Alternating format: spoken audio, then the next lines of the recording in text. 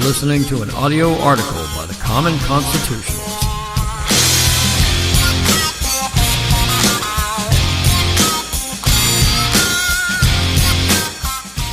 Today's article is entitled, Trump Should Reconsider His Tariff War with China.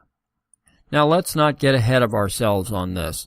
Most of us have heard that the Trump administration has a plan to temporarily aid American pork, dairy, and soybean farmers to the tune of about $12 billion.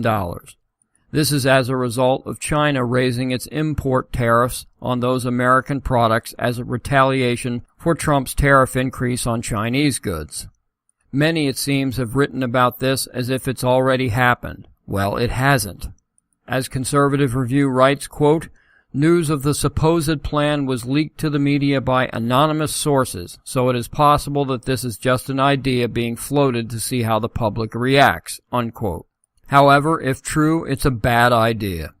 Government assistance, no matter how temporary they claim it to be, is just a bailout, no different from any other bailout, and that's never a good thing for the American people. And as an aside, how many government assistance programs can you name that were really ever temporary? How about none? This $12 billion bailout or farm assistance program would likely be folded into the Farm Bill. If that is the case, and it probably would be, it would become part of the Farm Bill budget and renewed every year. In other words, a new permanent assistance program for a select few. Still, farmers may be forced to take this money through no fault of their own. It's not their fault that our government decided to enter a trade war with China or any other country. Whether we think it's necessary or not is irrelevant. Yet this happens all the time. Our government creates a problem which was either just a minor nuisance or where one did not exist at all. After creating or exacerbating the problem, they ride in on their white horse to save the day. Conservative Review describes it as sending the arsonist in to put out the fire that he started. And once again, regardless of the administration in charge, government will end up picking winners and losers.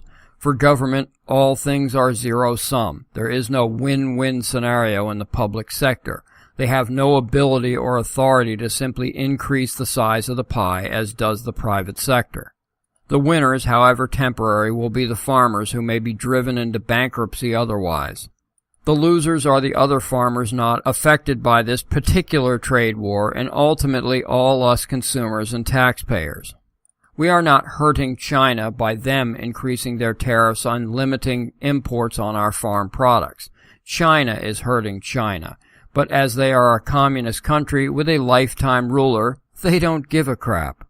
Protectionist tariffs and bailouts only lead to higher domestic prices for goods and services, and as government doesn't have any money of their own, we will have to pony up the additional $12 billion that we don't have.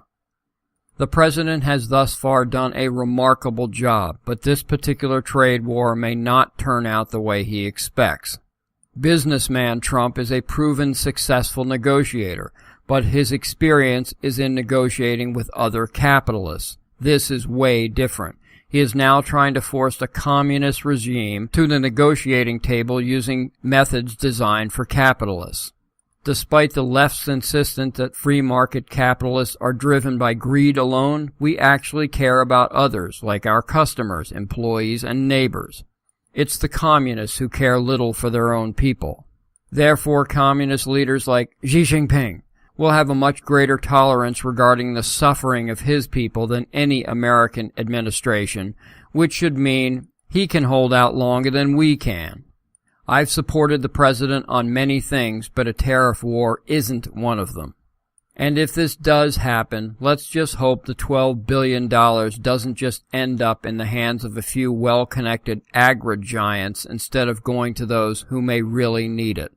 Thank you for listening.